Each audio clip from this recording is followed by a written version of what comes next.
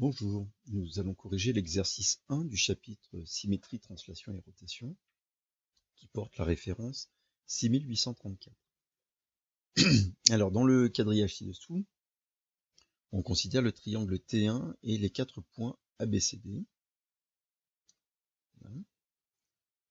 Et on nous demande de tracer le triangle T2 obtenu par la translation du triangle T1 qui transforme le point en point B. Donc ici, on visualise la flèche là qui montre la translation qui transforme le point en point B. Le mouvement rectiligne, le glissement, et donc il faut faire subir au triangle T1 cette translation pour se transformer donc dans un triangle qu'on appellera le triangle T2. Alors comme on est dans un quadrillage, c'est assez simple, il suffit évidemment de compter les carreaux. Pour aller du point A au point B, on décale de 1, 2, 3, 4, 5, 6, 7, 8 vers la droite, et 1, 2, 3, 4 vers le haut. Donc chacun des points du triangle va subir un décalage de 8 vers la droite et 4 vers le haut. Alors c'est bien, c'est qu'on n'a pas besoin de le faire pour tous les points du triangle, il y a une infinité de points qui constituent le triangle, on va le faire uniquement pour les sommets. Donc on va transformer ce sommet là, donc on va faire 1, 2, 3, 4, 5, 6, 7, 8, 1, 2, 3, 4, on obtient donc ce point qui va être donc le translaté de ce sommet-là, par la translation qui transforme en B. On fait pareil pour ce point. 1, 2, 3, 4, 5, 6, 7, 8. 1, 2, 3, 4 vers le haut. Et enfin, avec le troisième sommet du triangle T1, 1, 2, 3, 4, 5, 6, 7, 8. 1, 2, 3, 4. Et on obtient donc ce sommet. Alors, le fait que la translation, c'est une transformation du plan qui conserve l'alignement, ça veut dire qu'en fait, tous les points là qui font partie de ce côté du triangle, en fait, ce sont des points alignés, et donc on sait que leurs translatés vont encore être alignés. Et donc, en fait, eh bien, évidemment, ils vont être alignés avec ces deux points. Et donc, il suffit ensuite de, évidemment, relier ce côté du triangle, celui-ci de la même manière, et enfin le troisième, et on obtient donc le triangle T2. Voilà. On s'aperçoit évidemment qu'il a seulement glissé selon la direction AB, le sens de A vers B et de la longueur, la distance AB, et qui n'a pas été déformé, qui n'a pas changé de direction. Alors petit b, on demande de tracer le triangle T3 obtenu par la translation du triangle T1 qui transforme C en D.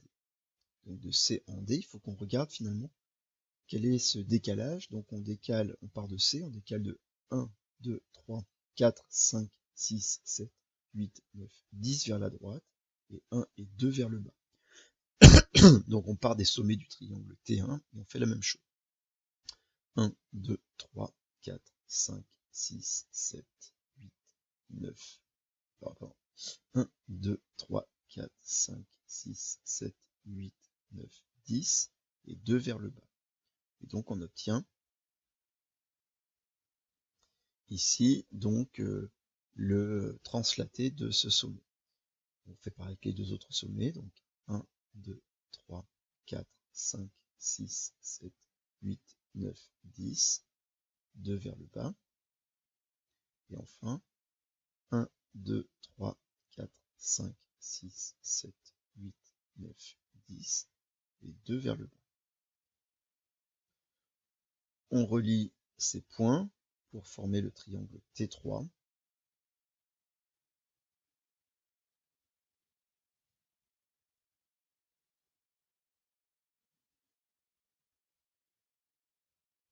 Voilà. On nous demande, petit 2, quelle transformation permet de transformer le triangle T2 en le triangle T3 et mettre en avant un élément caractéristique de cette transformation.